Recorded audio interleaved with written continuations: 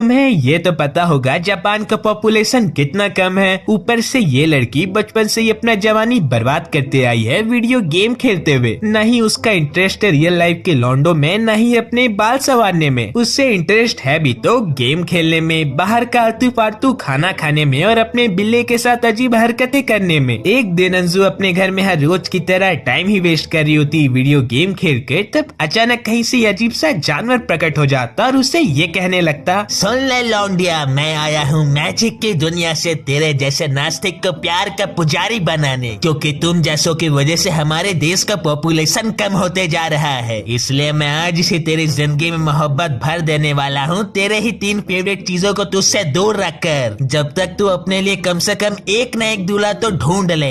ये सब कहकर ये बदमाश रीली यहीं पर गायब हो जाता है। अंजू जाती है अपनी बिलौटा मोमो से मिलने, जो फिलहाल तो अभी आराम कर रहा होता है। तभी अंजू के डैड यहाँ पर एक खुशखबर लेकर आते हैं, उनका ट्रांसफर हो रहा है यूएस में। तो वो वहाँ पर अपनी वाली के साथ मजा करने के लिए इस बिल्ले को भी लेकर जाने लगते हैं, अपनी खुद की बेटी को अकेले घर में छोड़कर। बेचारी, मैं रहता तो बिल्कुल नहीं सहता। चले जाए यहाँ पर से भूस है।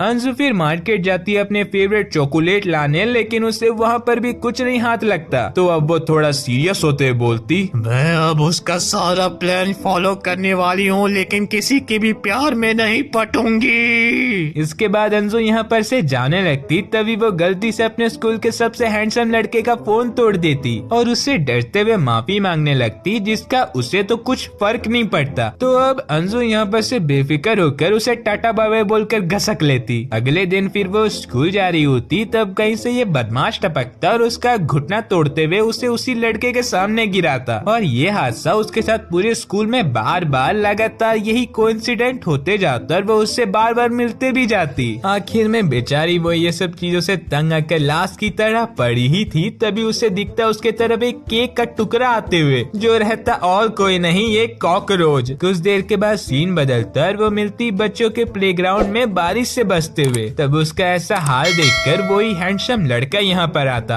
क्या तुम यहाँ अपने पेरेंट्स से लड़ाई कराई हो? उधर दिख शाहरुख खान। बाय बाय, मैं चलती हूँ। सुकासा अंजू को यहाँ पर से भागने से रोकता और जिद कर उसका घर जाने लगता, उसी का भलाई के लिए। जिसके बाद दोनों घर पहुँचते और अंजू उसे अपना सारा प्रॉब्लम समझाने लगती। वो एक कॉकरोच की वजह से भागी थी, उसके घर में उसके पेरेंट्स अभी मौजूद नहीं है, वगैरह वगैरह। जिसे सुन सुकासा पहले तो उस पर हंसता और फिर उसे कम्फर्ट कर जाने लगता कॉकरोच का सर्वनाश करने। जिस बीच अचानक से अंजू को दौड़ा पड़ता और वो सीधे जाके टकराती सुकासा से। रुको रुको, मैं अभी प्यार में नहीं पड़ना चाहती हूँ, मुझे जल्दी अपने अंदर के सनी लियोनी को कंट्रोल कर सनी देओल को बाहर लाना पड़ेगा। तभी सामने में कॉकरोच दिखते ही सुकासा उस पर हमला कर उसे मार देता और बेफिक्र यहाँ से जाने लगता, लेकिन जा नहीं पाता खराब मौसम के वजह से। अब 2 नौजवान घर में अकेले हैं, इसका मतलब ये अब वो कर सकते हैं जो इन्हें नहीं करना चाहिए।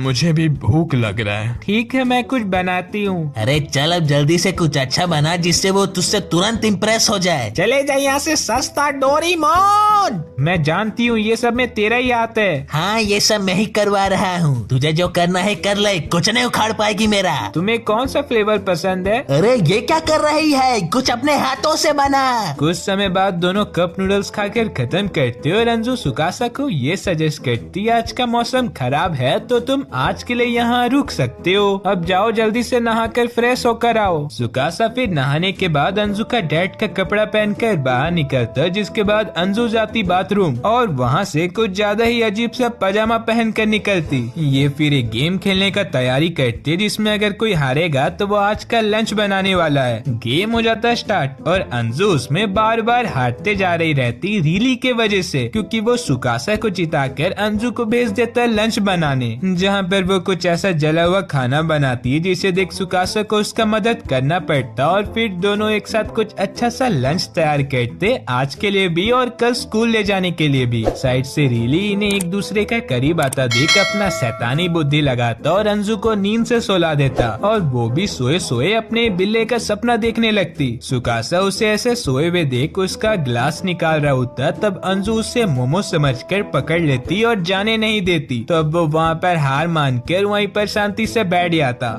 मैं सच बोलूं तो मुझे आज बहुत मजा आया। मैं काफी समय के बाद इतना मस्ती कर रहा हूँ। अगली सुबह अंजू उठती है तो अपने सामने से एकदम से से सुकासा को देख जोर जोर से चिल्लाने लगती तो वो उसे समझाते हुए कहता, शांत हो जाओ, तुम्ही ने मुझे जबरदस्ती अपने से दूर जाने नहीं दिया। ये सुन अंजू सदमा में चली जाती और सुकासा अपना घर जाने लगता और उसके जाते ही अंजू देखती उसने तो अपना टिफिन यहीं पर छोड़ दिया है, जिसका मतलब उसे क्लास के बीच में जाकर ये डब्बा पहुंचाना पड़ेगा और इससे लोग भी तो उनके बारे में गलत सोचेंगे। तभी ये सब सोचने के बीच सुकासा वापस घर आता और उसे अपने साथ ले जाकर दिखाता। फ्लड के वजह से बस उसी का घर तबाह हुआ है। ये जरूर वो सस्ता डोरेमोन किया होगा। तो अब ये स्कूल जाने से पहले अंजू का नंबर लेता और अंजू भी उसे याद से उसका टिफिन थमाती और सीधा जाती है अपना क्लास करने। वहीं अब सुकासा अपने लिए काम और रहने के लिए एक फ्लैट का तलाश में रहता। कुछ समय बाद स्कूल के रिसेस में अंजू खाते समय अपने दोस्त के साथ चबर चबर करने में बिजी थी। उतने में उसे सुकासा का फोन आता और वो उसे इस लोकेशन में आने का कहता। वो भी उस जगह स्कूल खत्म होते ही जाने के लिए निकलती। तब रियली कुछ ऐसा जादू टोना बाबू सोना करता है जिससे इन दोनों लड़कियों को पता चल जाता है ये सुकासा के पास जा रही है और ये दोनों को करे से सुकासा के ऊपर। तो अभी अंजू को जिद करने लगते वही वाला जगह में जाने के लिए। दूसरी तरफ रेस्टोरेंट में वेट करते करते वहाँ पर की सारी लड़कियाँ उसके प्यार में थोड़े थोड़े पागल होते जाते उसकी सुंदरता की वजह से, जो इस इंट्रोवर्ट को पसंद नहीं। तभी अंजू यहाँ पर टपकती इन दो नमूनों को साथ लेकर, जिसे सुकासा का गुस्सा बढ़ता और वो सीधा उसका हाथ घिसते हुए इन दोनों के सामने से उसे बाहर ले जाता और रास्ते में चलते चलते समझाता वो परेशान हो गया इन जैसे निब्बियों से। वो सब हमेशा से इसे अनकंफर्टेबल करते आए हैं, जिसकी वजह से ये वहाँ से भागकर यहाँ आया है। अंशु, तुम उन सबसे बहुत अलग हो। मुझे पता नहीं क्यों मैं जब भी तुम्हारे साथ रहता हूँ मुझे बहुत अच्छा महसूस होता है। उसका बोलने का मतलब है मैं उसकी अच्छी दोस्त हूँ, तुम लोग कुछ गलत मत समझ लेना, समझे क्या। सुकासा को अभी एक एजेंट का फोन आता और उससे ये पता चलता अभी कोई भी अपार्टमेंट खाली नहीं है। तो अब वो अंजू से एक रिक्वेस्ट करता, क्या मैं तुम्हारे घर में कुछ दिनों के लिए रुक सकता हूँ? उसके बदले मैं तुम्हारा सारा घर का काम करने के लिए तैयार हूँ। अरे ये तो सही बकरा हाथ लगाए फायदा उठा लेती हूँ। हाँ, तुम मेरे घर में रुक सकते हो। अगले दिन ये मंजुलिका सोकर उठती और अपने रूम से बाहर निकलती तो पाती सुकासा को सुबह सुबह नाश्ता बनाते हुए और स्कूल का टिफिन पैक करते हुए। यहाँ तक कि उसने अपना प्रॉमिस निभा कर घर का सारा काम कर दिया होता। ये देख अंजू सुकासा का बहुत तारीफ करती और अपना पेट पूजा करने जा ही रही होती। तब एंट्री होता है रीली का।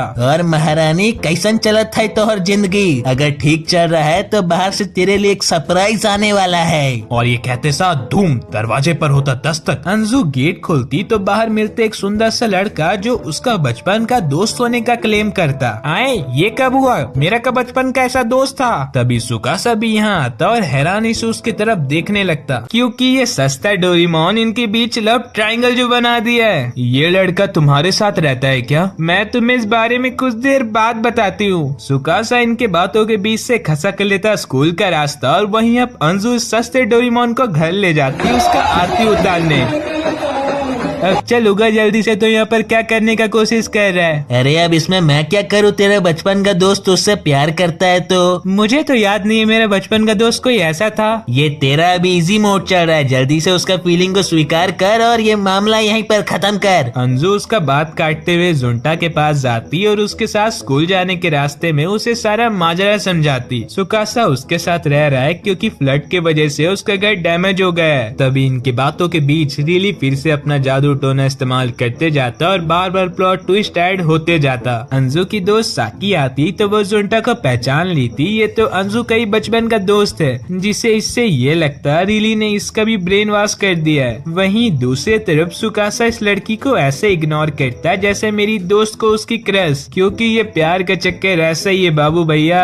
अरे ये तो जुंटा है, तुम्हें पता है सुकासा ये स्पोर्ट्स में बहुत अच्छा है। अरे भाई, वो सुकासा था ना जो लड़कियों के बीच बहुत पॉपुलर है। और यहीं से इन दोनों को एक दूसरे से थोड़ा थोड़ा जलन होने लगता। कुछ देर बाद स्कूल के रिसेस में सुकासा अंजू को साइड में बुलाता टिफिन एक्सचेंज करने, क्योंकि उसने गलती से इसका टिफिन ले आया होता, जो अभी इन्हें बदलते हुए उसका दोस्त देख लेता और उसे भी अपने साथ टिफिन खाने का ऑफर करता, जिसे साइड से देख इन दो निब्बियों का जलता और वो अपना गुस्सा निकालने के लिए उसे कोपचे में बुलाती।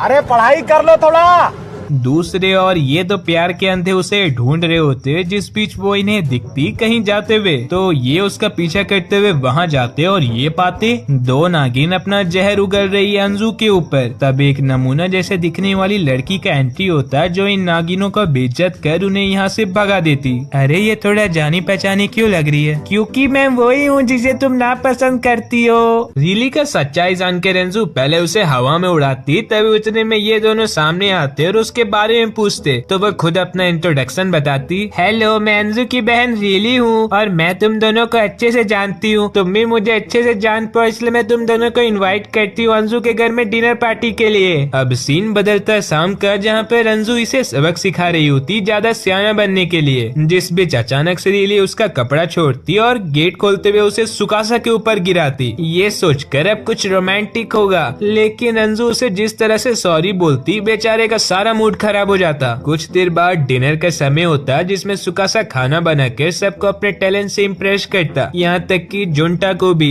ये कितना टैलेंटेड है, मैं तो इसके सामने बिल्कुल फीका हूँ। साइड से रीली ये सब देख जुंटा को खुश करने के लिए बोलता, तुम भी इस घर में कुछ समय के लिए क्यों नहीं रुकते हो? आजकल लड़कियां सेफ नहीं है घर में अकेले। ये सब बकवास सुन अंजू उसे एक वार्निंग देती शांत होने का, लेकिन फिर भी वो ना बात मानकर अपना रेडियो चालू ही रखता। चलो न स्टोन पेपर सीजर खेलते हैं, अगर इसमें दो जन हारेंगे तो वो बाहर आइसक्रीम लेने जाने वाले हैं। तभी अचानक अंजू अपना हिडन पावर एक्टिव कर उसे दूर उड़ाती, क्योंकि वो ये जानती है अगर वो ये गेम खेलती है तो ये सियाना बुद्धि इसको और उन दोनों में से किसी एक को हरवाएगा और बाहर भेजने के फिराक में। इसलिए अंजू पहले इस रीली का मैजिक वाला डंडा छीनती है और फिर उसे घसीटते हुए आइसक्रीम वाले के पास ले जाने लगती। ए अंजू, देना मेरा डंडा। दे दूंगी जब तू अपने घुटने में बैठकर मुझसे भीख मांगेगा। रीली सियाना बनकर उसे छीना झपटी करने जाता और अपने मैजिक स्टिक को इस टट्टी में गिरा लेता। वहीं इस बीच सुकासा जुंटा को ये क्लियर करता वो अंजू को डेट करने में इंटरेस्टेड नहीं है, तो वो अपना आगे का मूव चल सकता है।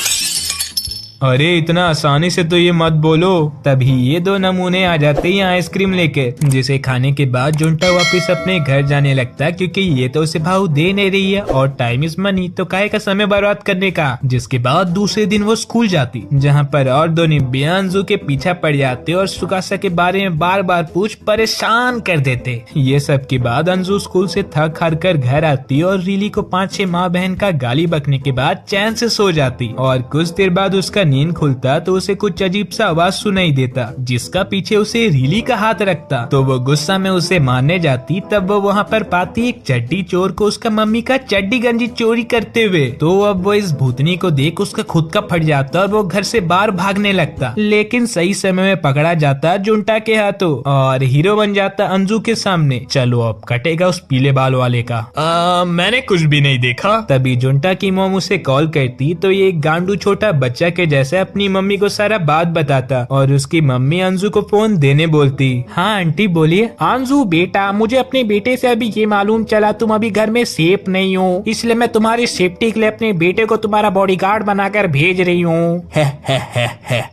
अब आने वाला है असली मजा, क्योंकि अब होने वाला है। तो अब से ये अपने क्रश के घर में शिफ्ट हो जाता बोरिया बिस्तर बांध कर, जहाँ पर अभी अंजू उसे घर दिखाती और फिर अपने लिए एक पार्ट टाइम ढूंढ इनसे दूर हो जाती, क्योंकि लड़कों के साथ रहने से घर नहीं चलने वाला। वहीं इस बीच जुंटा अंजू के हाथों से बनाया हुआ जला हुआ खाना का फोटो खींच रहा होता और उसके दोस्त उसे चिढ़ा रहे होते। कुछ देर बाद सुकासा अपना काम खत्म कर घर आता तो वो पाता अंजू को खाली लेटे हुए। तो ये सियाना मुंडी उसे अपने साथ शॉपिंग में चलने का कहता और वो छिनारनी मान भी जाती, लेकिन बाहर जाने के लिए उसके पास कोई सा भी ढंग का कपड़ा नहीं था जिसमें बिल्लियों का प्रिंट ना हो। तब कहीं से ये रीली यहाँ पर टपकता और उसे कोई सा ढंग का कपड़ा पहना कर तैयार करता, जिसके बाद दोनों शॉपिंग मॉल जाते, जहाँ पर अंजू अजीब सा शकल बनाई होती और सुकासा ये कैप पहना होता जिससे लड़कियों का ध्यान उस पर जल्दी न जाए। सच में नमूने हैं दोनों। कुछ समय तक ऐसी सुकासा अंजू को कैट वाले कपड़े से दूर रखकर आखिर कुछ नॉर्मल कपड़े खरीदवाई लेता, जिसके बाद वो फिर बाथरूम जाती, जिससे अभी यहाँ सुकासा अकेले हो जाता और थोड़ा थोड़ा अनकंफर्टेबल होने लगता आसपास के निब्बियों से, क्योंकि ये इंट्रोवर्ट जो ठहरा। तभी अंजू यहाँ आती और उसे अपने साथ कोई सा जगह ले जाती शॉपिंग करने, जिस जगह में सुकासा एक क्यूट सा ब्रेसलेट देखता और अंजू के लिए खरीद देता। और फिर ये घर लौटकर जुंटा के साथ एक हॉरर मूवी देखते और काफी इंजॉय करते, जिसे साइड से देख रीली का कलेजे में अभी भी ठंडक नहीं मिलता। तो ये अगले दिन अंजू का स्कूल जाते समय वो एंट्री करवा देता सलमान खान का। अरे मजाक कर रहा था, कहानी में एंट्री भाईजान का नहीं, एक अमीर बाप का बिगड़ैल औलाद का होता, जो अभी उसे स्कूल तक का लिफ्ट देता, क्योंकि ऐसा राइटर ने लिखा है। वो यार तुम्हारा किस्मत अच्छा जो मैं तुम्हारे साथ स्कूल जा रहा हूँ। 1.5 फुटिया साला अपने आप को सूनियो समझ रहा है। दोनों फिर एक साथ स्कूल पहुँचते तो वहाँ पर के आसपास की लड़कियों को देख अंजू को ये पता लगता ये कोगानाई नामक लड़का बहुत अमीर है, इसलिए इसे सब प्यार से प्रिंस बुलाते हैं। कुछ दिन बाद कोगानाई अंजू को इनवाइट करता मिलने के लिए, जहाँ पर वो बहुत ही खराब कपड़े पहनी होती, तो ये उसे अपने साथ ले जाता और बहुत ही महंगे कपड़े मेकअप से सजवाता और रास्ते में बड़े एटीट्यूड से कहता, मैं जानता हूँ तुम जानबूझकर मेरी गाड़ी के सामने आई हो, जिससे तुम्हें मौका मिल जाए मेरे साथ डेट में चलने का। ये सुन अंशु का पारा चढ़ता और वो गाड़ी से नीचे उतरकर उसका सारा सामान उसके मुंह में फेंकते हुए सिवाय स्टॉप के गुस्सा से यहाँ से निकलते बनती। अगले दिन कोगानाई क्लास में बैठे उसी के बारे में सोच रहा होता, उतने में वो खुद उसके पास आती, तो उसे लगता सॉरी या थैंक यू बोलने आई होगी, लेकिन वो तो उसका दिया हुआ टॉप को अच्छे से इस्त्री कर लाई रहती, जिससे अब उसका ईगो हर्ट होता। तो वो अंजू को पटाने का ठान कर उसका घर पहुंच जाता उसी का 3 फेवरेट चीजों को लेकर, जिससे देख उसका थोड़ा थोड़ा मन बहलता। तब रीली उसे साइड वाला रूम में ले जाती। देख ले ये अच्छा ऑफर है, उसका प्रपोजल एक्सेप्ट कर ले, तुझे तेरा मन चाहे चीज वापस मिल जाएगा। जो सुन अंजू रीली के मुंह में एक थप्पड़ घींचते हुए शिजुका के जैसे ना गोल्डीगर बनते हुए कोगानाई का सामान के साथ उसे घर से बाहर निकाल देती, ये कहते हुए चलना अपने बाप के पैसों ज्यादा उड़ मत। बात में जाना नहीं।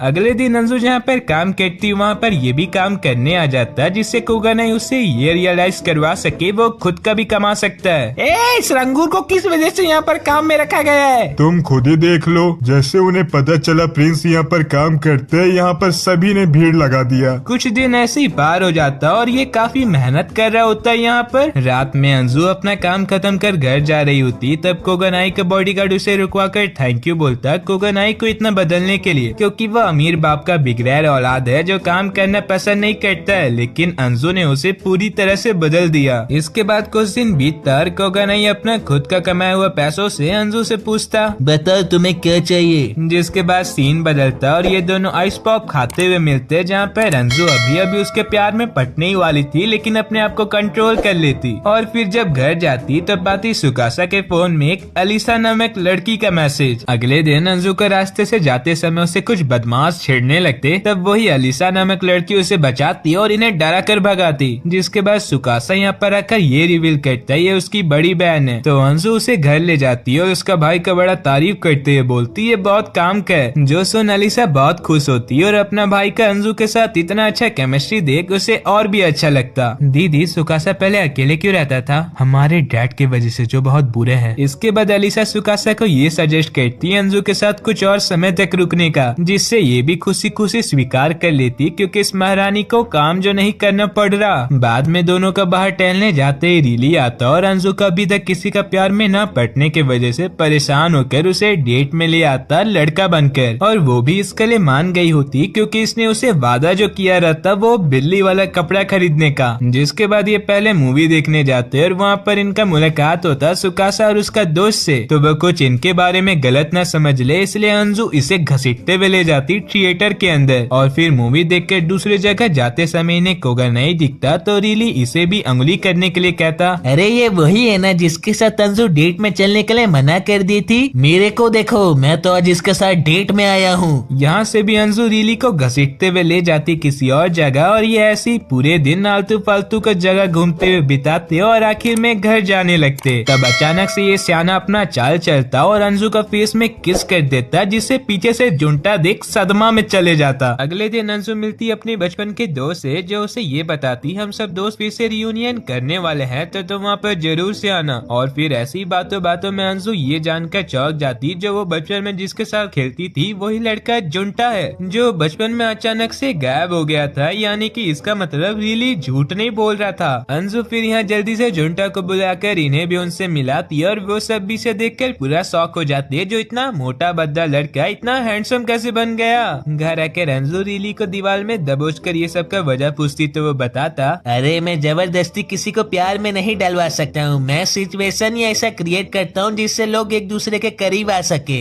जुंटा तो तुमसे पहले मिलने का बहुत कोशिश करता था, लेकिन तुम तो वीडियो गेम खेलने के चक्कर में जल्दी घर भाग जाती थी। अब रियूनियन वाले दिन सभी दोस्त इकट्ठा हो जाते और गेम्स खेलकर मस्ती करने लगते। तब ये छपरी सियाना बन के लड़कियों को चैलेंज कर देता और ये फेमिनिस्ट कुछ ज्यादा ही सीरियस होकर सभी गेम में रीली को इमेजिन करते हुए जीतते जाती और इन लौंडों को उनका असली औकात दिखाकर उनका मजाक उड़ाने लगती। तभी जुंटा बाबू यहाँ एंट्री कर सभी को चौंका देता अपना ऐसा पर्सनैलिटी बनाकर, जिसे देख इस ढेर फुटिया का जलता और वो इस जगह से घर जाने लगता। अंजू उसे रुकवा कर ये सब करने का वजह पूछती तो ये दुल्हन के जैसा शर्माते शर्माते कहता उसे भी क्रश है अंजू के ऊपर और वो उसे किसी और के साथ नहीं देख सकता। तभी तुरंत ही अंजू उसे रिजेक्ट करती, जिसे सुन ये सब अपना हंसी नहीं कंट्रोल कर पाते और उसके मुंह के ऊपर हंसने लगते। वाह जुंटा बाबू, तुम्हारा रास्ता तो एकदम क्लियर हो गया।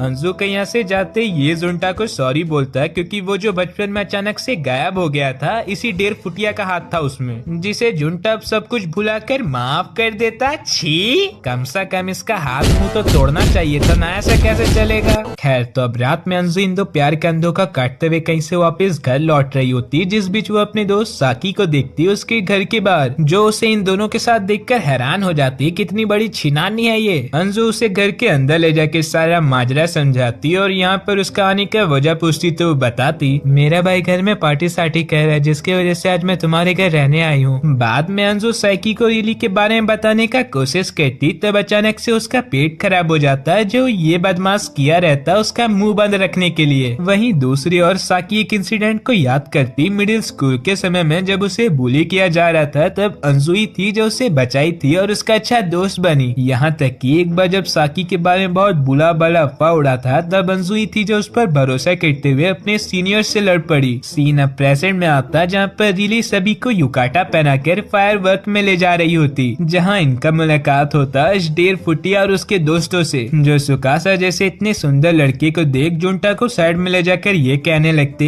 ये तुम कब अपना फीलिंग अंजू को कन्फेस करोगे। वहीं इस दौरान साइड में साकी पहली बार सुकासा का दोस्त से मिलकर बात कर रही होती, तब कहीं से वही मिडिल स्कूल वाला लड़का आ जाता जिसे अंजू ने सही सबक सिखाया था। तो ये अब इस मौका का फायदा उठाकर उसे परेशान करने लगते, तब ये उसे प्रोटेक्ट करते हुए उनसे दूर ले जाता, जिससे साकी उससे इम्प्रेस होकर पड़ जाती। क्या लड़की पटाना इतना आसान कब से हो गया? लड़का पार्टी नोट्स ले लो इसका। साइड में दो रैंडम सेल्फी क्वींस अपना सेल्फी लेती और स्नैपचैट में अपना फोटो अपलोड करती, जो थोड़ी देर में इस टूटे आशिक का हाथ लगता जो नहीं लगना चाहिए था सच में। लेकिन अभी के समय में लड़के बिल्कुल नहीं सेफ है। तो अगले दिन ये दिमाग से पैदा लड़की अंजू को रास्ते में रुकवा कर कहती वो डेट करिए सुकासा को, जो सुन अंजू को थोड़ा नहीं बहुत ज्यादा शक होता है इस लड़की के ऊपर। तभी साइड से सुकासा इस लड़की को देख उसका पैनिक अटैक फिर से स्टार्ट हो जाता। तभी अंजू उसे प्रोटेक्ट करते हुए घर के अंदर ले जाती, साइको के मुंह के सामने से दरवाजा बंद कर। वहीं अब सुकासा एक इंसिडेंट के बारे में बताता, कुछ साल पहले वो इस आंटी का मदद किया था, तभी से वो इसके प्यार में पड़ गई, उसका पीछा करने लगी और दिन पर दिन तोहफा भेजा करती थी उसके घर में। बेचारी का प्यार के खातिर बहुत खर्चा आया होगा। खैर, तो एक दिन हद पार तब हो जाता है जब इसने सुकासा का ड्रिंक में कुछ मिलावट करते हुए अपना और उसका फोटो खींचकर ऑनलाइन अपलोड कर देती है। और जब इसके डैड को पता चलता है तो वह हर इंडियन टिपिकल पेरेंट्स के जैसे अपना खुद का बेटा का गलती समझकर इसे मारने पीटने लगते हैं। बस इसकी बहन और मम्मी ही उस पर भरोसा करती और उसका सेफ्टी के लिए उसे अपने से दूर भेज देती। प्रेजेंट में अभी अंजू सुकासा को हक करते हुए कंफर्ट करती, जिसके बाद सब उस दिमाग से पैदा लड़की का पुलिस में रिपोर्ट कर आते। दूसरी तरफ उसकी आंटी उसे ये सब चीजों का वार्निंग देते हुए बोलती ये सब फिर से दोबारा नहीं होना चाहिए, जो सुन के भी इसके दिमाग के अंदर कुछ नहीं घुसता और वो अगले दिन कुछ गुंडों को भेज देती अंजू के ऊपर अटैक करने। तब कहीं से ये साइड्स कैरेक्टर आकर सब कुछ संभाल लेते। लगता है एनिमेटर्स का कुछ ज्यादा ही पैसा बच गया तो वो लोग इन पर लगा दिए। यहाँ पर साकी अंजू को बताती तुम सही समय में हम सबको मैसेज कर दी थी, जिसकी वजह से हम यहाँ पर आ पाए। जो सुन अंजू घर जाती तो उसे पता लगता है ये सब रीली का किया धरा है। मुझे बोलने में तो अजीब लग रहा है, फिर भी थैंक यू। और अगर तुम हमारे मदद करना चाहते ही हो तो उस स्टॉकर को क्यों नहीं हमसे अलग कर देते हो? मैं ये सब नहीं कर सकता, ये मेरे रूल्स के खिलाफ है। और मैं अगर कुछ कर भी सकता हूँ तो वो सुकासा को तुमसे अलग, अगर तुम में कोई मुसीबत आता है तो। ये सुन अंजू रीली का मैजिक स्टिक फिर से टट्टी पार्टी में फेंक देती है और इसकी अगले ही कुछ दिनों में वो लड़की दिखना बंद हो जाती। तभी बूम, वो साइको लड़की कहां से आकर अंजू के ऊपर घातक हमला कर देती। सही समय में सुकासा तो यहाँ आ जाता अंजू को बचाने, लेकिन उस दिमाग से पैदा लड़की को देख खुद सदमा में जाने लगता। मगर अंजू का ऐसा हाल देख वो उसके साथ बिताए हुए कुछ पलों को याद करता तो उसे हिम्मत आता और वो उसे धक्का मारते हुए अपने से दूर करता। फिर भी ये हार मानना नहीं चाहती है। तब अंजू सुकासा की तरफ खड़े होते हुए कहती वो कभी नहीं सुकासा को अकेले छोड़ेगी। ये कहते साथ पुलिस आ जाती है और वो कमजोरी के कारण बेहोश हो जाती। और फिर कुछ देर बाद अंजू मरहम पट्टी लगाकर सबके सामने आकर बताती वो अब ठीक हो चुकी है। तभी सुकासा के पापा बहुत गुस्सा में आते और अंजू के सामने अपने साथ सुकासा को भी सॉरी कहवा कर उसे कूटने ले जा रहे होते। तब अंजू उन्हें रुकवा कर समझाती, अरे अंकल कभी तो अपने बेटे के ऊपर विश्वास करना सीखिए।